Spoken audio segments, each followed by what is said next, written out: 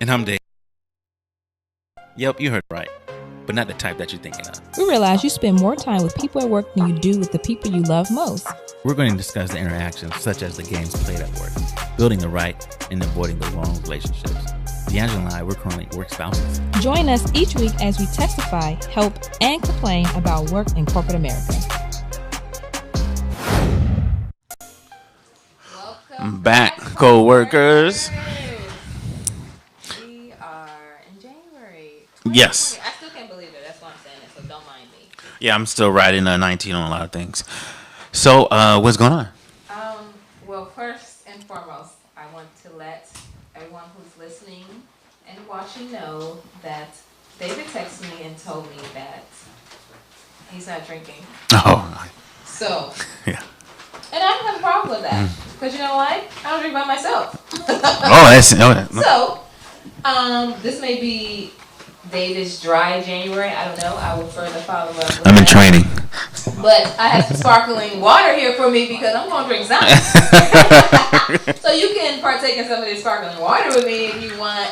I'll take some water. That's a part of your, I'll take some water. Hopefully it doesn't. Situations. Hopefully it doesn't give me gas. But actually, sparkling water is good for getting that out of you. I'm going to Getting give you a that. little bit because you always. Yeah. And I was just bringing sparkling water really for me because you didn't really give me a request of what you wanted. But cheers without sparkling cheers. water. We're back to the big mug. So, is that the only announcement, or you got some more announcements to make? I'll tell the cocktail of the evening. Okay. So, Sparkling water is not much. do you want to tell us what store you got this from? This store is this glass of sparkling Italian sparkling mineral water is from Whole Foods Market.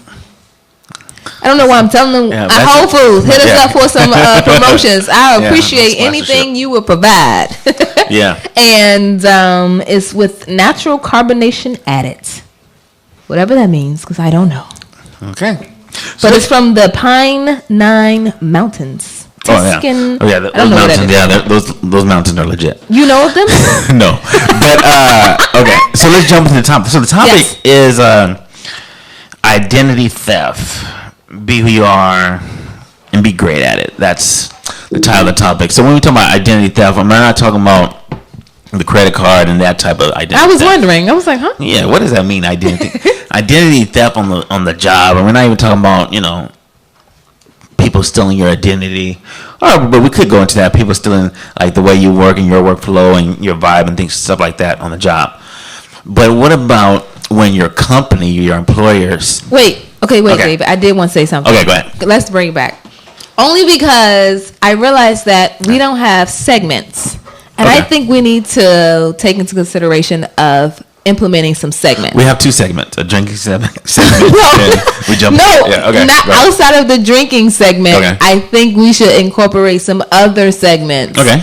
The drinking segment isn't the segment. We don't sit here and talk about drinks for 15 minutes. Okay, so then I introduce the drink, we cheers, and then we started the show. That's what we call introduction. No, we have a it's segment. A meet and greet. You get into the details of the drink. Okay. I would say that's a segment. Okay. But do you have like a segment suggestion or something that you want to I think we should ask our audience to actually tell us some segment suggestions. Okay. And I did do a poll on our social media on Instagram. Okay. And because we got some facts from our network from BuzzFeed, who we launch our podcast through for listening for a podcast. And I can share some of those. I'll share some of those. But before we do the segment, I don't know if we should start like coworker chronicles or work chronicles. I don't know, or outrageous story of weekly stories of people in the office or something. Somebody stole their lunch and act like they didn't have it or something off their desk. I don't know. I just think we should start some type of segment because I always hear these interesting or read these interesting articles throughout the week, and I'm like, oh, that'll be good to share with other people. One in particular involves Chipotle. Okay. As we all know, Chipotle is the Mexican fast casual healthy food too.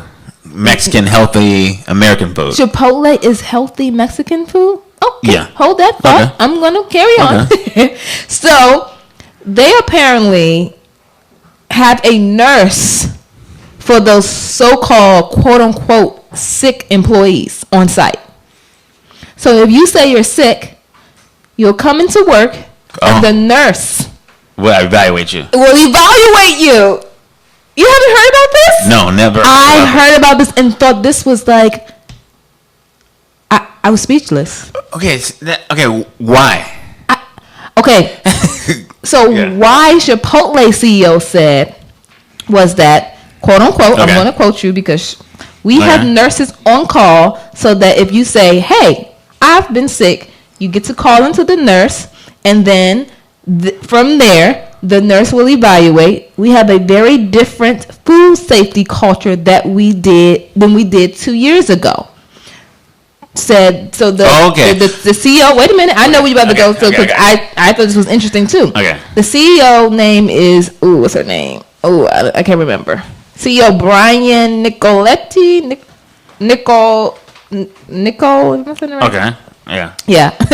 Told a conference on Wednesday that according to the Business Insider that they have a different food culture and that they want to make sure that if someone's sick, basically they're not contaminating any of the food items or products or anything in there, which I can understand. Nobody wants food poisoning.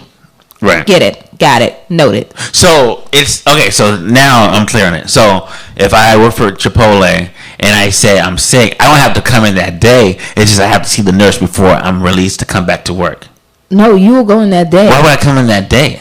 That's one of the issues that I had with it. If I'm sick, I want to stay in bed. That's exactly. I don't need your nurse to tell me that I'm sick. And that's the issue that I had with it. So you're spot on with my thinking as well. I said the same thing. Why do I need to go to work for a nurse to diagnose me or confirm that I'm sick? I'm telling you I'm sick.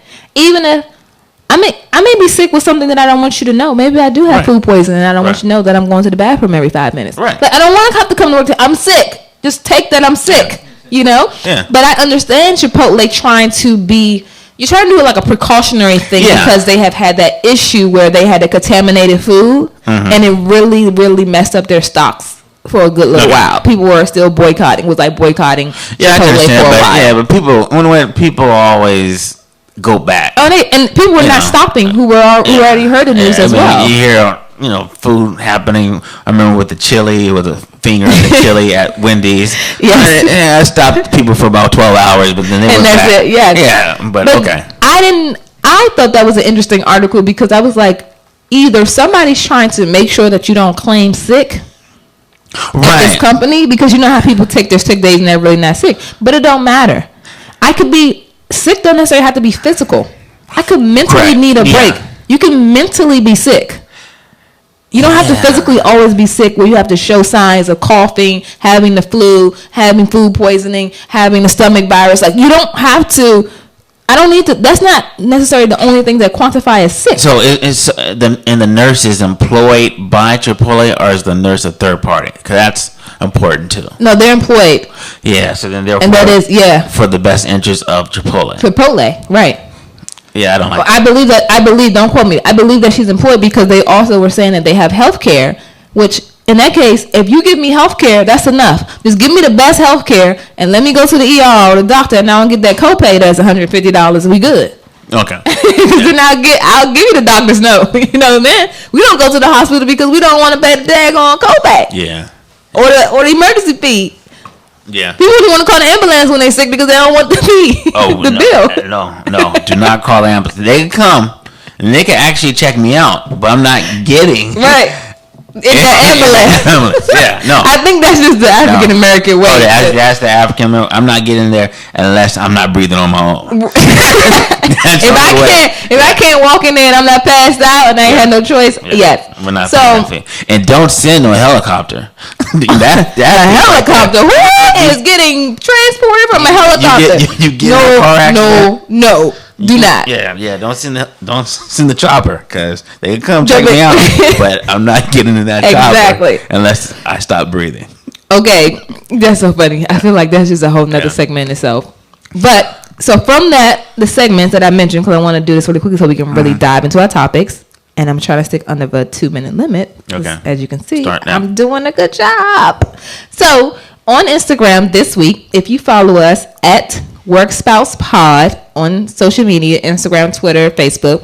I posted a little, meaning D'Angela, posted our little 2019 year in review, because as you saw, I was talking about, our stats that we received from our listeners, whom I want to shout out. I want to shout out our listeners because last month, I don't think I mentioned, I went to a holiday party and someone came up to me and said, I listened to your podcast. I love it. And I was like, oh my gosh, thank you. I was like, I didn't know you knew who I were. Okay. And I was like, thanks, girl. So I want to shout her out. So thanks, listening, girl. I appreciate it. So yes, moving forward. So BuzzFeed gave us a 2019 year in review. Okay. Now, granted, we started our podcast just in September. We didn't really start our podcast in the beginning of the year, right? So I thought we had some pretty good stats. I wanted to pat ourselves on the back, Okay. And that's why I'm bringing this to, today. So I said, let's play a game of Did You Know?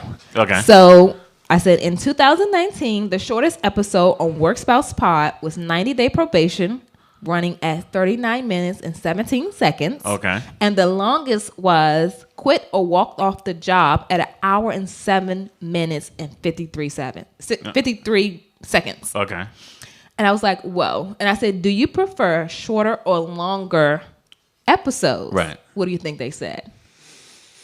I would say most people say shorter. Yep. Yeah. 70% say shorter, actually. The other 30 was like long. I'm like, dang, how long do y'all want us to talk? So then the next one was, that stated was the most popular episode of our podcast is Work Spouse, which is our first episode. Oh, okay. The first episode was titled Work Spouse. And it was published on September 23rd. Okay. And I said, do you have a favorite episode? 83% said yes. Okay. I'm surprised that 83% said yes, that they have a favorite, but that's the stats.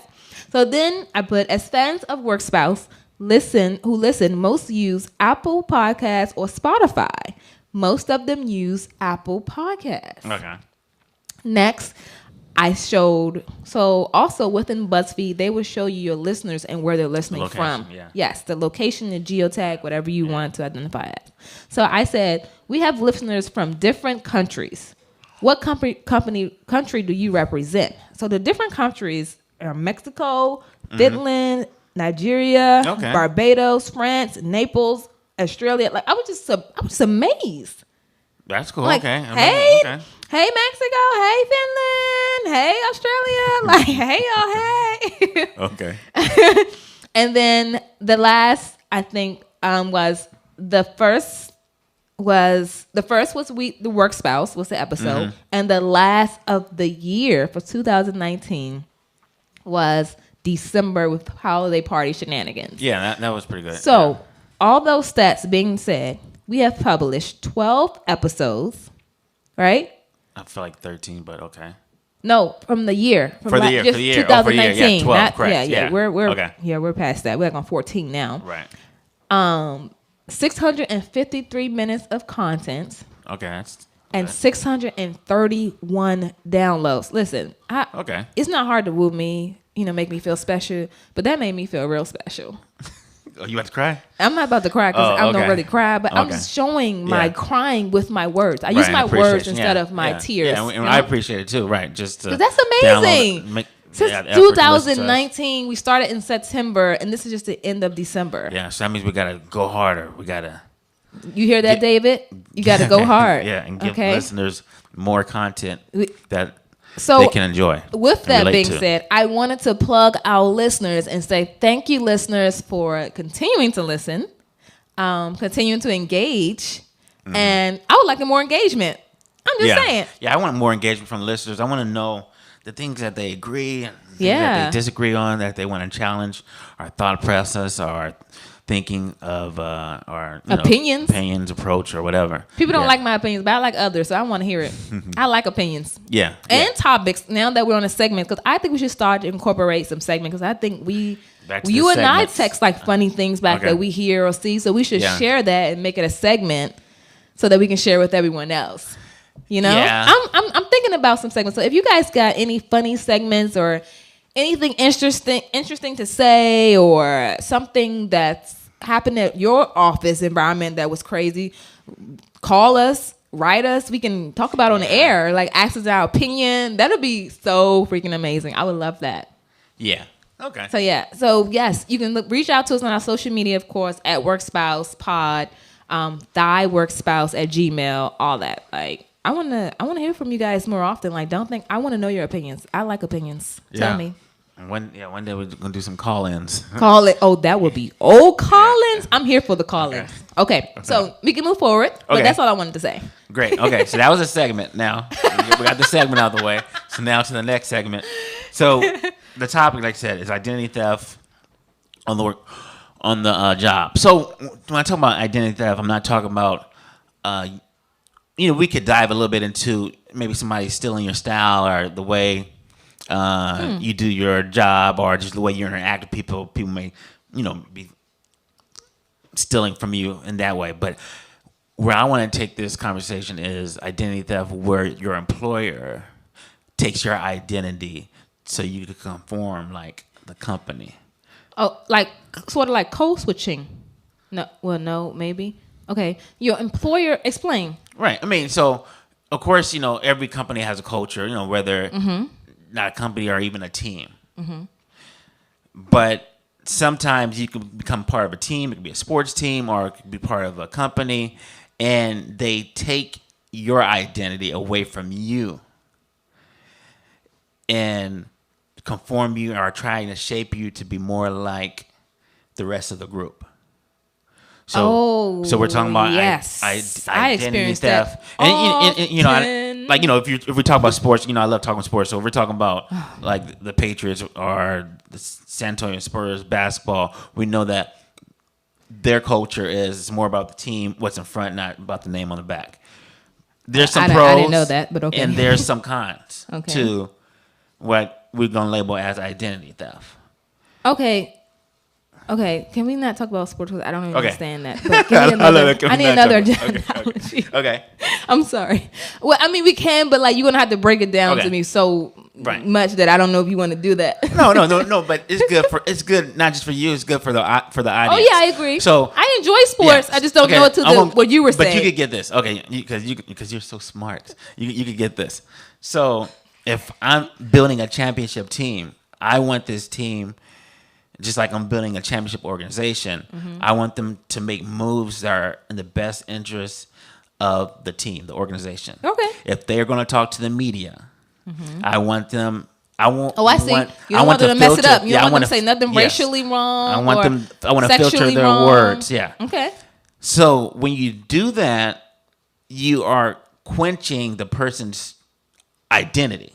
Because they're not being... because you're saying they're molding them into what they want. And they're not being who they truly are. Gotcha. And there's times to do that. There's times to, go ahead and just listen to the PR and just take that route. But even in companies, it's like, you are who you are, and you're more comfortable when you can truly be you. Yep. But when you have to come in and you got to put on blue shirts and a tie, like everybody else, and look like all the other schmucks or whatever. Schmucks. So then it's like, we lost who you are. Okay, so do you think that maybe a $5.6 million contract can change who you are? Yeah. All right, then. There's the answer. But But that's only... But then you have an option, because there may be other organizations that would say, hey, you know what? You could come to our organization with your hair dyed. You could come to our organization looking like this and be who you are. But look how much issues they had with that. So, because I know a little bit about sports drama, because I do watch Ballers, although I don't. Ballers, okay, got you. And if you know the HBO show Ballers, I love the show. Granted, y'all, I don't know nothing about football, but that's a whole nother story. So, about the Antonio Brown thing, that's his name, right? Mm-hmm. He's like really doing crazy stuff in the media and all these things. And I noticed through guy friends who talked to me about this particular person. Yeah. And I thought it was interesting, and thought some of the things that he did were very forward. Like wanting to get out of the contract. I think he did some of those things because he wanted to get out of the contract that he was in. But it would fell on him versus them actually doing it. So you know how, like, if you're on a job and you no longer want to be there, but Okay. You're not quitting because you don't want to go, you want to receive unemployment. Right. But if you quit, you cannot receive unemployment. Although the job is stressful as hell, you're sick of the people, you're sick of the boss, like but you're not being treated fairly, or something. Right? And no one is adhering to that because they're trying to make you quit. So it's almost like a forces against each other. They want you to quit, but you contractually can't because then you're held with all these fees or other legal case things, and then they don't want to fire you because then they don't want to show that they did the due diligence or made the choice to fire you, and they look bad as an organization. So I feel like some of the things that he did was very savvy and actually smart if he didn't want to be there. Now, granted, I don't know his lane because as I'm seeing other things in the news, it seems like he's not quite the sharpest knife in the drawer. So I don't know what he's going or what his intent is. Now, I think sometimes you do have to be a rebel or a person for the cause to get what you want or let people know, hey, this is what I'm going to do. Because I feel like if you're already going to play the game, you already have a chance of losing anyway. Mm-hmm. If you're going to lose on your accord. That's how I look at it anyway. Like if I'm going to lose at something, I'm going to go out how I want to go out. I'm not going to go out how you want me to go out. Does that make sense? That makes sense. But even just talking about Antonio Brown, I think, the higher you go up, the more money you get paid, the sharper the people in your camp or your team needs to be. Mm-hmm. And you got to have accountability because, whether, when you're making a lot of money or you got a nice position in your career, and you're, somewhat important to someone or to a group of people, you start building an ego.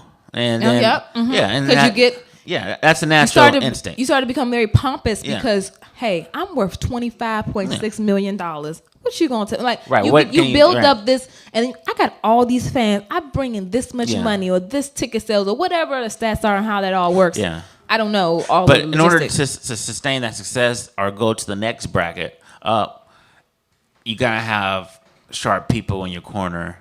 But do you think that's advising? But do you think that is really the people? Because, and this is why I'm saying this, because I feel like at certain levels of success, not everyone think that those people have their best interests at heart because the money has allowed them to think otherwise because of the opportunity that they were afforded. Yeah. And what I mean by that is, I get rid of all these people in my camp, right? Mm-hmm. Because I don't like what they're saying to me. I can do that because I'm pompous and I feel good and I have all this money and I have all this fame and this fortune. So if I get rid of all those people who want to keep me grounded and I get other people who are just about me paying them and being me making a name for themselves, or whatever that may have brought as social status, they're not going to tell me nothing worth my while. They're just going to tell me what I want to hear. But that's your own doing.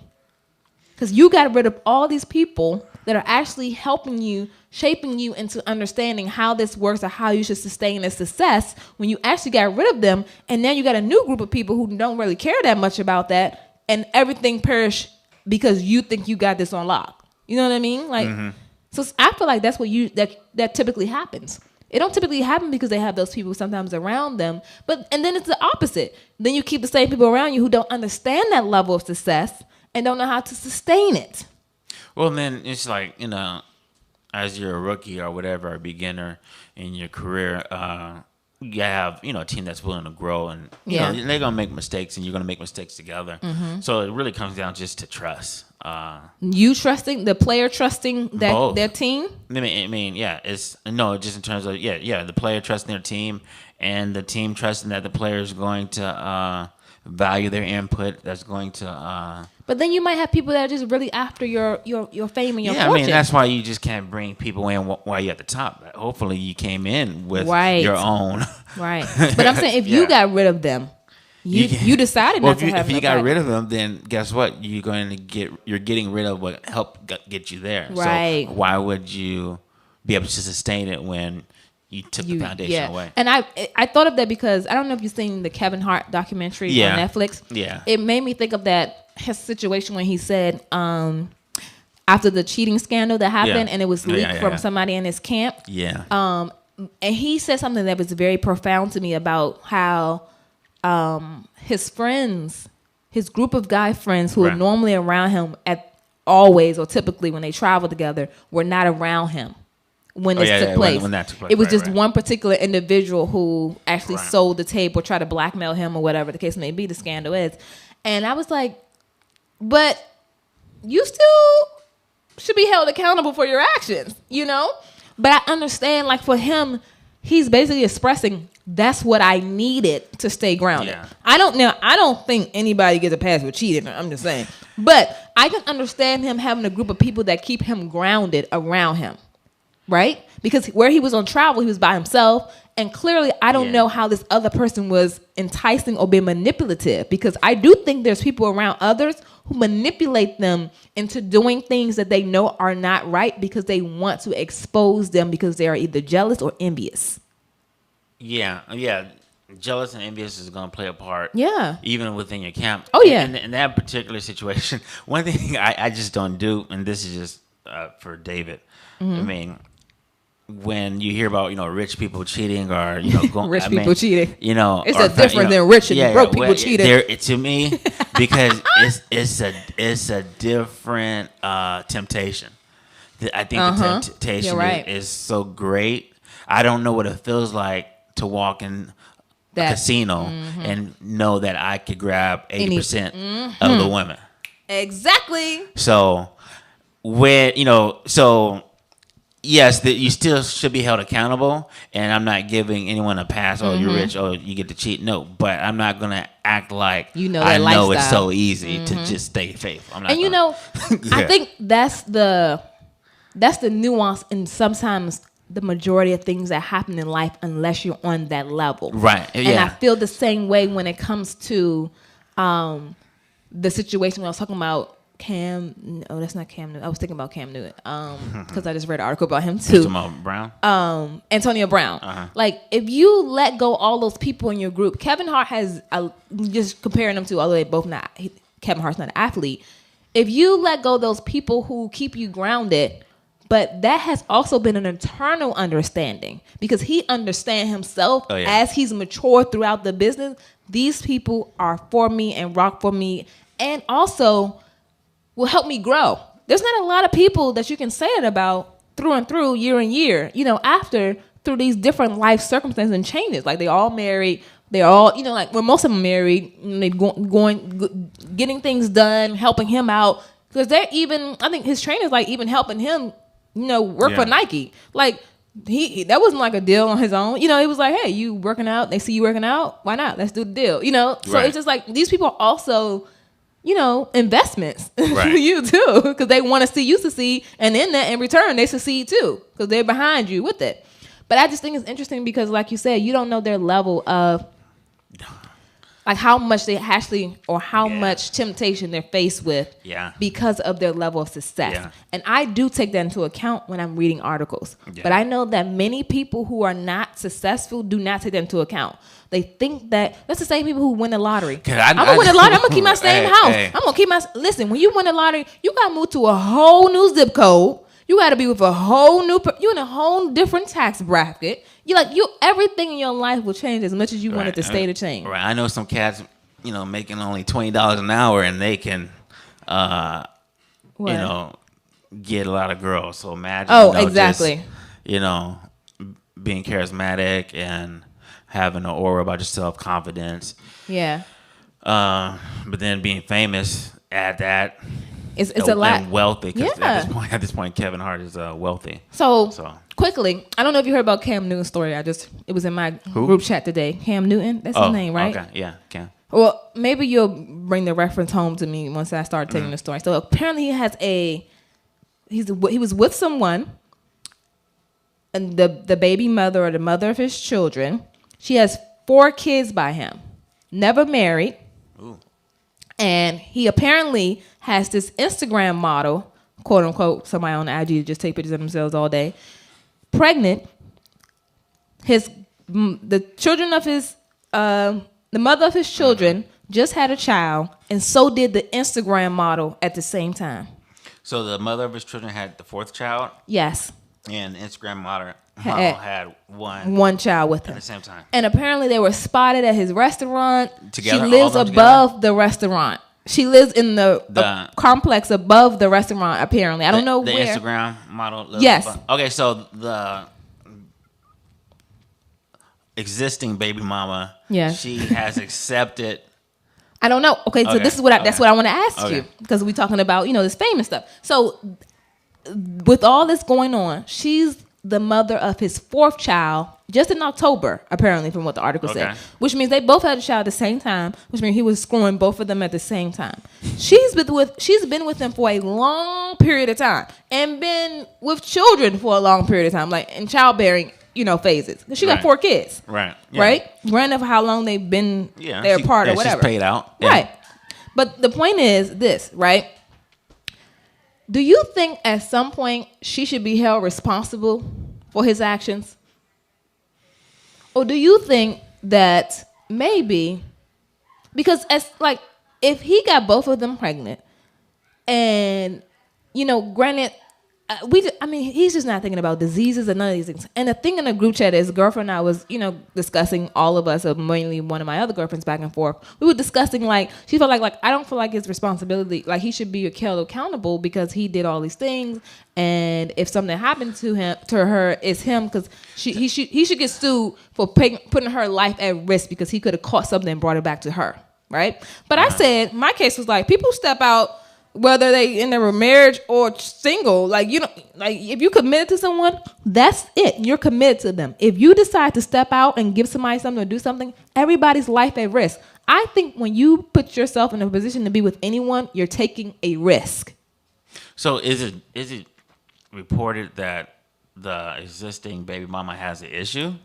Well, they are no longer together. Okay. So for me, I said, you don't know people's relationship dynamics or how they operate in the relationship. Right. He may have cheated. He may have been unfaithful at some point. I could have sworn I heard he might have had the green light. Who knows? And then I said, and then that's what I follow up and said. I said, and then you don't know what their arrangement is. Right. She could say, I said, I've seen it even on when I watched Housewives in the past. I think Evelyn Lazar, I forgot her last name. She was like, I don't care if you cheat as long as you use protection. That's how she felt. Yeah, and maybe that's what she told her man, because I think someone recognized, because she said if he gonna do it anyway, he might as well use protection, and that's how she felt. Whereas in others were like, do not cheat at all. But my thing is, we don't know their arrangement, so we can't say. But all I can say is that she's on his 4th child, and then they were like, oh, she wasted her life because she didn't get married. Who knows that maybe she didn't want to get married? Yeah. Or maybe she felt like we did not get to the point of actually faithful enough or me trusting him enough to say, hey, you're trustworthy enough, I want to marry you. There might have been loose and holes or ups and downs. Relationships aren't easy. And then again, he's have a level of fame. This woman always throwing themselves at him. Yeah. But I don't think that it should be necessary on the guy to do that. You're openly continuing to be with this person. Yes, they may be, even if he's saying, yeah, I want to be with you, blah, blah, blah. If your actions don't show that, at what point do you say enough is enough? And I feel like he got another child by another woman while she has a child too. That's embarrassing, humiliating. This may have been her last straw, but that's it. Because you continue to have kids with this person. Regardless of if they've been faithful to you or not, you carried this out, right? But this may be humiliating and embarrassing because now he has a child at the same time, stepped out. I said, my biggest thing is anyone thinking about the kids? How are you going to go home and explain this to your kids? These kids have to, you have to bring 2 women together, co-parent all these kids at the same age, talk about how you got 2 kids born in the same month. What the heck? That ain't twins. Yeah. You know what I mean? Or Siamese twins, or they, about the same woman a year later, or 18 months later. That happens when people get pregnant right after. But it's what? The kids, the lifestyle of the kids, they go to school. These kids, you're a high profile person. You get your dad's talked about in school. The kid's gonna teach you. That's insane. You know what I mean? I don't think adults, these people in positions of fame, understand what they're actually doing to their family. Their actions are hurting their family. Yeah. These kids always have to see what their dad, mom did on social media or internet. Are you thinking about your kids that you're supposed to protect for the rest of your life? until you die. Yeah, I mean, well, then that's when people don't have that forethought and selflessness sometimes to them. But you do have to protect the kids. That's the main thing because they're the one that's still developing and right. So I don't think they think about that. And when they're like doing all these things or all this craziness, especially like they have video of Kevin Hart cheating. Your kids see that. They have video of like, your kids see that. Like, you're not humiliated from just your kids seeing that. True. Let alone your woman or your husband. I don't know. But not to get off course here. We can get back on course. Yeah. But I just, because we talk about high profile people, they're really making the same mistakes the average person is making, honestly. Oh, yeah. But it's just because they're high profile, they're scrutinized more. Yeah. I mean, to me, it's just a different ball game, too. Yeah. Oh, yeah. Yeah. Your fame comes with a totally different hierarchy of, like, scrutiny. Mm-hmm. And there's some women that are willing to, exactly. take. Yeah, they know what it is. They don't care. Yeah. They're getting the benefit of your name and your social status. Yeah. So back to employee identity or identity in relationships, too. Yeah, so your employer, we're talking about conforming to the way that your employer may want you to be or respond. So, I looked up an article and it's called 5 workplace dynamics that fuel an employee's identity crisis. So we know what identity crisis is.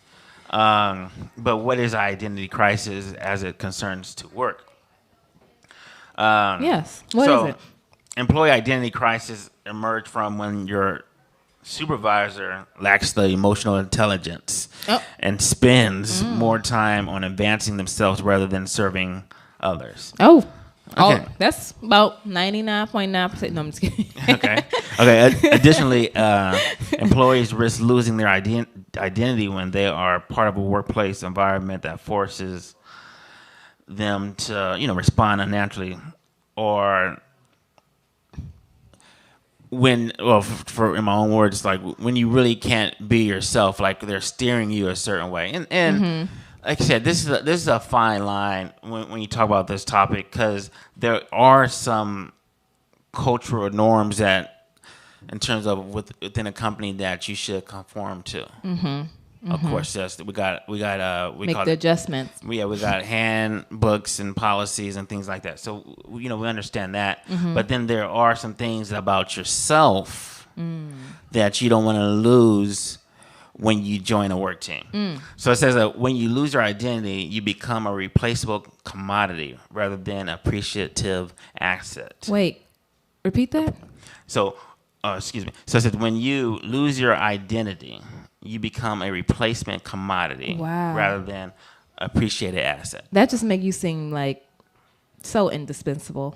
Yeah. So, right, because, of course, you got hired. Well, dispensable, rather, not indispensable. Right. So, of course, when you go on the interview or you become part of a team, you're getting chosen based on your skill sets and based on the interview. Okay, they saw something in you. And so you possess something already where they felt like you're going to be an asset to this organization. So if you saw something in me that I'm going to be an asset, it's almost like even when you're dating, it's like we went on the first date, or, you liked me and you liked me good enough to ask me to go out again. But now on this second date, on third date, fourth, fifth, sixth date, you're slowly trying to make me adjust to what you want me to be or how you want me to be. Right. Or you're stripping things away from me that made me me. So let's take it a little further then.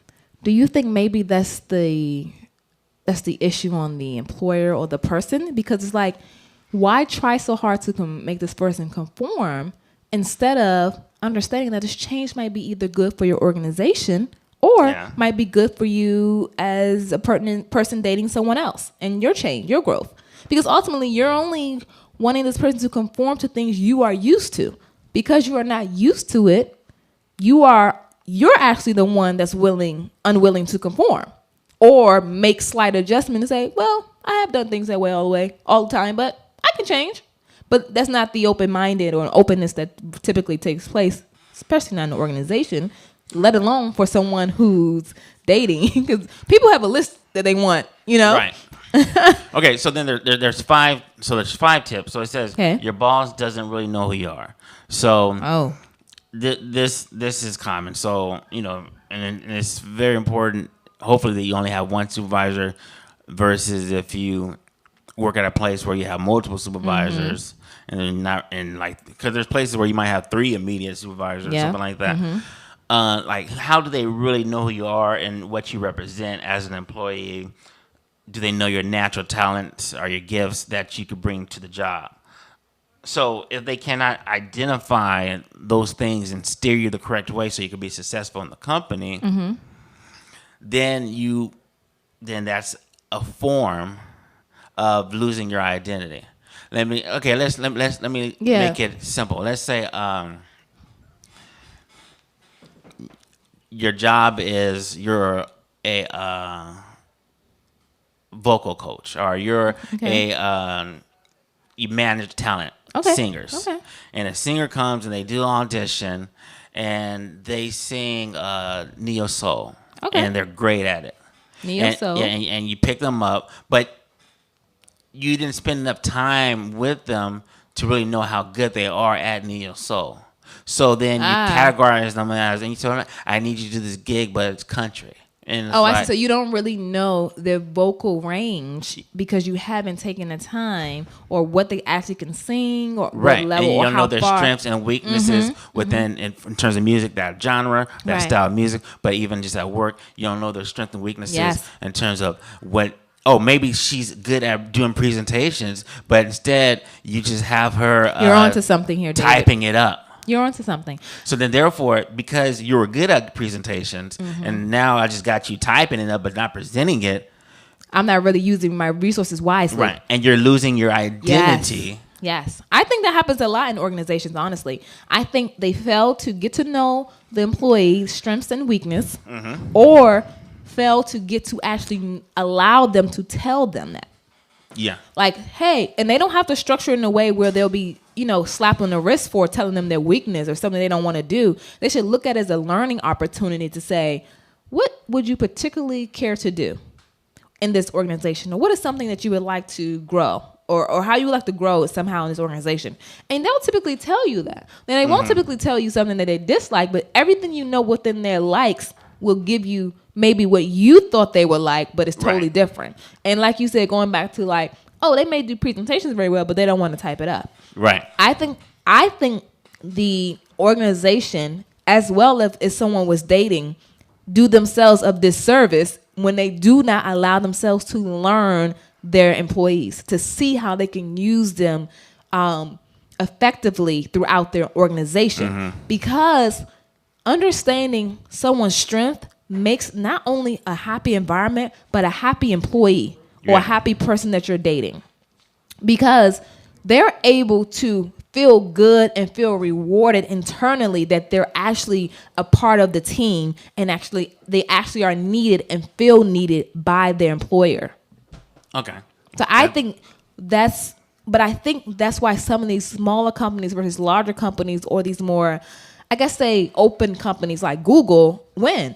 Because Google, I've toured Google. You can go around their campus and they got 24, like you can stay there for 24 hours. You can wash, you can do laundry. They want you to come in and do work at any time you want to, whenever you're doing it. And at the benefit of, we understand you got a house, you got stuff to do, so you can wash your laundry for free here. Oh, you can eat here, you can do this. Right. You can, they want you to be, they understand that creativity don't happen between a 9 and 5 window. Right. So they understand, hey, come when you need. Right. Do it when you feel the best. We want you to give us, we want to produce great ideas. We want you to produce, top quality stuff. Well, we want you to do that on your time, knowing that we all have jobs, we all have obligations, but we want the best creativity out. We want the best of you in our organization. They invest in their people, and that's the main part. They invest in their employees, which make the employees return the investment. Right. So number 2 is, okay, so this is interesting. It says feedback is disruptive. So it says when you receive feedback, consider the source. Other times the feedback we receive from our workplace supervisor, our colleagues, disrupt our ability to improve performance rather than inspire us to be better employees and better team players, and this disrupt feedback make us feel that we don't fit in the organization. What? So explain this. So you have to consider who's providing within the organization. Consider who's providing you feedback. Okay. Because some feedback, the person could just be attacking you, and they're not. Oh, we talked about this before. Yeah. About how you actually provide critique. Right. Okay. They could be attacking you, and they're not inspiring you to want to do better or perform better, rather than they're just pointing out the things that you're not doing that doesn't fit with the organization. And that also goes back into saying, like, not all those people who provide that feedback are leaders. True. They're just doing the job on paper. They don't necessarily. Leaders are people who motivate. Leaders are people who understand resources and use them wisely. Leaders are not the people who just provide those feedback. At that point, it's someone's job, and while they're providing that feedback, they're not doing it in a way that's important or that actually constructive, right, to their growth. And then, again, this is another good one that you're going to like. Number 3 is organization lacks strong leadership. Or not strong leadership wrote this article. And identity. Because when your leader, your CEO or your president or the supervisor, manager, director, whoever, when they don't have a strong identity within a company, that's going to make you have a weak identity. Or their identity could be crooked. It could be corrupt. And these... So then, that's a good one. I like that one the most. So then, therefore, it's like, hey, you know what? We do some shortcuts around here. You don't have to fill it all out. You don't have to follow that policy. So then, you're losing. You once again integrity, credibility. And, I can go on. And you're being stripped of your identity. Which your identity, when you came in, you had integrity, you had credibility, but now you conform to the way the organization does things backwards. Yep, you're right. And when I moved to the East Coast, I'm gonna just put them on. You better not put us. Watch your mouth now. I went to work for the city of Baltimore. And I saw, this does not look good. I only stayed for 3 months because you only stayed 90 days. 90 days because I can see you evaluated the job. Right. Yeah. I can see that they're doing things, or they were at the time. Were doing things to me that was very questionable in terms of procurement, in terms of contracting for the city. And I got out there. But the thing about it is, like, it's so easy. You could have stayed, and I could have done some things backwards and some shortcuts and things like that they were doing. But like, once again, we're talking about identity theft. And in your organization, and even somebody that you date, could strip you from your identity. Where they can try. Yeah, they can, and you could come to an organization. Let's say you could start dating someone, and you know what they like. Let's say you don't pop pills. Let's say popping pills. Yeah, David, you couldn't have got a more sound example than that. I'm gonna use pop pills. You get it with a guy, and all of a sudden you find out he popping pills, and he's like, just try one. The person you date, your partner, they can influence you out of your identity. Yep. And I just say popping pills, but it could be something simple. I think it's all the time. You could. I think it happens all the time. Not popping pills. Not working out. You can go from working out to not working out because he encourages you. Stay home, stay on the couch. I want you to get thick. I like when you have a booty. Things like that. So these are things that are stripping you from your identity, and that's why it's called identity theft. Okay, because I know we only got like 10 minutes, so I want to get through 2 more. Yes, go ahead. You got the floor. I got the floor. Okay. So then it says business necessity and the urgency of now. Our identity of our employees as employees often gets lost within the critical state of business necessity. This is especially true during times of crisis and change when the urgency is now becomes overpowering and it derails you from your focus. Okay. I can understand that. Okay. In emergency situations, things like that. And that kind of goes with number 3, where you kind of take shortcuts. Or emergency situation, you change the rules and you modify. Yeah, but that's not really. That I don't really think that needs to be pointed out. I feel like that one is necessarily needed when you have to make decisions swiftly. Like, that's critical thinking. Like, you have to say, we may not have ever encountered this issue, but we need to make a decision right now because we're at the clock. You know what I mean? Like, I feel like that's your critical thinking or your mind, your wheels going as a person in hierarchy. Like, you got to. You got to get stuff done because it ain't going to stop because you're having a bad day or, Right. And number 5, matter of fact, because we're going to jump to one more other thing. Number 5 is just the cultural integrity, and we kind of touch on that. Yeah, you touched on that on the one previously about like if you basically have an environment where the boss comes to you and say, "Oh, David, don't fill all that out. Just put this here." You're going to be like, "Okay." So you don't know when to apply that and when not to apply it. You may have a culture where you know what we sign in and sign out for each other, so cover me. Hey, I'm just telling you. So like. The culture could be so corrupt. And so then therefore you just I've been in some corrupt environments, ladies and gentlemen. You just become part of that. So let's transfer that over to relationships. So it says 5 tips to maintaining your identity in a relationship. So I know you're going to like this. So we're going to. I am. I'm going to start and I'm going to let you finish each point. So it says. Thanks, David. Number 1 is. Have regular date night with your friends. You know me so well. Yeah. I got a date tonight, y'all, with my friends. Yeah. And you have to. And so we all know. I love date night with my friends. I don't know how people don't. I think even if I become married, I'm gonna enjoy my spouse for sure. But I don't think that it's going to replace my friends. I'm sorry. I need my friends. And that's how you're going to keep and maintain your identity. Well, let's hope I get... Oh, okay, yeah, I agree with you. I thought you were going to say something else. No. Okay. No, we're sticking to the identity. So then, number 2 says, pursue your passion projects. Now, that's... These are me. Yeah, so that's important. But one thing what I don't like, and it's cool. Let's say... What? Let's say we're dating, and one thing I like to do is play racquetball. Okay. So let's say, let's say I got you into racquetball, and all of a sudden, you're doing it, and you're just doing it for me. But then it's like, what am I doing for you? Let's say you like to ride horses. Yes, the return on investment. Let's say you like to ride horses, or let's say you giving up riding horses to play racquetball with me. Oh no! So now it's like the thing that made you, and you start doing all the activities that are just pleasure and pleasing me. That's not a compromise. That's not a compromise. But then what happens in that relationship is now we're doing everything that I want to do. If you be like my wife, I get to pick all the movies when we watch Netflix.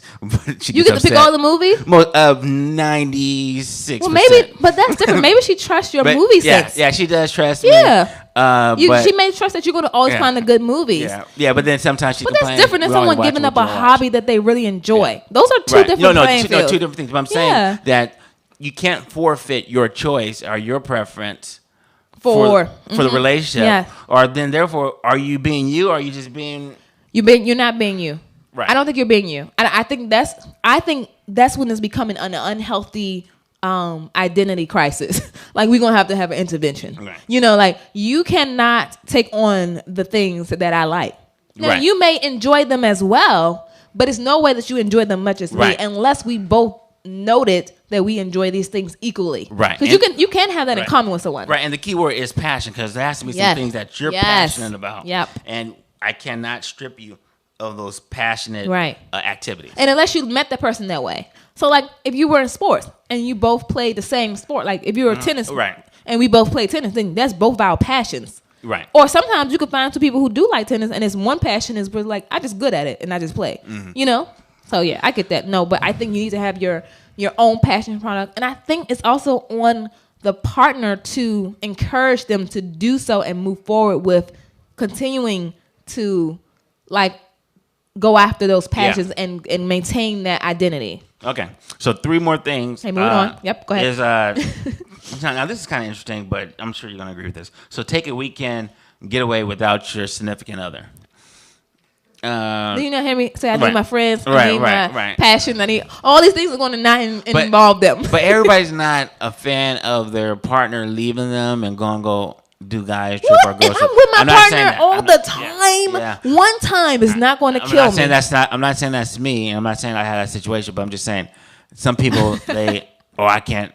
Oh, I have to sleep in the bed with my wife every night. You know, wherever I know people in relationships like that now yeah. who are not even in marriages. They don't want. They can't spend the night. I think so. I'm the person that love to miss the person that I'm dating. Mm-hmm. So if you're around me for 5 days out of the week and I've seen you every day, those few hours, I want to miss you. Like, you know what? You weren't here for like 3 hours and I miss you like for a hot second. So yeah, great. Yeah. You know, I want to miss the person that I'm with because then it's like, if you're always there for me at my disposal, like, and I'm like, hey, you saw that? Hey, you saw this? Hey, right. like, yeah. You know everything right away. It's no conversation. Yeah. Okay. And then number 4 says, okay, learn something new about yourself. That I think that takes effort though. To discover something. It's new innately got to be right. a part of who you are already. I feel like if you want to learn something new about yourself, no relationship, nothing is going to take place in your life that you're not going to continue to do that because you have to get back to that person to be these people for everyone else. Right. And then 2 tips that it gives for learning something new, because to me it's a little more difficult. It says, take a seminar by yourself. Like, learn something, get the information out of the seminar, understand, and might be able to explore and take your thoughts down a different road. That reminded me of when I went to now that I've told everyone I'm a food blogger, when I went to my blogger trip in New York, I think I told you because I think I played hooky from work one day regarding it. I went to New York for a blogger trip. They were literally, mainly the bloggers, the women bloggers were married with children. Okay. So I thought it was really good to see that they were out away from their home, away from their husband or their normal environment, husband and wives, and actually had something that was their own and could be, in that environment with other women. The majority of women that were there were married women. Now, whether some of them had children or not, but they were married. So it shows like I'm continuing to do things that I enjoy, although I have become one with someone else. And they encourage that and respect that. Mm-hmm. I think that's monument. Like, I think that was like amazing because a lot of people think of like marriage as being stifling. Like, oh, I have to stop doing this, or I have to. I'm saying from a single person's perspective, and I don't want. That's why I didn't want to necessarily get married until I saw other people who were married, and I was like, oh, you all make what your marriage is. Yeah. I didn't recognize that until I was in my late 20s because I was like, I don't need to get married, and then I saw like, oh, we can decide how we do this. Got it. I mean, one thing that I did, I think you could reduce, like when you get in a relationship, marriage. So when me and my wife, we met, I was probably playing racquetball 3 to 4 days a week. So I was playing excessively. That's a lot. So then now, then I cut it down. Okay, I just do 2 days a week. Okay. So there's some reduction maybe in your passions that you have to do to fit the family. But you also have other things. Yeah, you have kids. You have, it's a schedule. Like, so that's different. But you're not totally stopping it. And the last thing is, this is normal, that everybody should know. Oh. To maintain your identity, get a hobby. Oh yeah, but if you don't have a hobby, sometimes starting out the relationship, you ain't gonna get one. That is true. I'm sorry. That's how I feel. Y'all may feel differently, but I've been in relationships where I've been with people, and I'm like, "What do you like to do?" Nothing. And they don't say this, that, and the other, and I'm like, "Okay." And then I don't see anything. Then I said, "You don't like to do anything." And they say, "Yes, I do." I said, "I've known you for 12 months. You ain't do nothing yet. You don't like to do nothing." Yeah. I'm not coming off of it based on no hypothetical. It's facts. I haven't seen you do anything in 12 months. If I've been knowing you for 12 months and you haven't done anything by yourself without me, you don't like to do anything. Okay. Yeah. Period. Yeah. Yeah, I give you that. So the takeaway, for the listeners, today we're definitely talking about identity theft. Mm-hmm. And it's now, hopefully I gave you some tips on how to avoid identity theft. And don't let no one take your identity. Right. Within, the workplace and within your relationship, because the only way you're going to maintain happiness at work, you got to feel appreciated. You have to feel valued. You have to feel like you can be who you are and be accepted, and you contribute based on your natural skill, talent, and not have to quench who you are or your style, your personality, things like that. Of course, there's some uniformity that comes along with organization, things like that. However, there still is a fine line. In terms of relationships, it's a definitely turn off for me when woman or a man lose their identity. And, it's a major turn off. It's on my deal breaker list. Yeah, and I'm not saying go from, you get with the man and he's a party animal and he partying all the time and now he changed that. That's a good change. There's some good changes that are good. Unless y'all like to party all the time together, because somebody's going to slow each other down. Right. But in terms of if you were used to going out 5 days a week and now you reduce it down to 0, your identity was you were a social. To me, that's the identity. You have a social identity, so therefore you shouldn't go from 5 days a week to nothing. Maybe 5 days a week to 1 day a week, 2 days a week, some type of occasional happy hours, things like that. So, losing your identity, because once you don't have your identity, then it's like who are you? What do you stand for? Where are you going? What's the vision for yourself? What is your end goal? If you don't have identity, you're just lost to me. Yes. So tell us, coworkers, what you think. And have your identity been stolen? I like that. Till next time, coworkers. Hey, I'm D'Angela. And I'm David. And we're work spouses. Yep, you heard it right. But not the type that you're thinking of.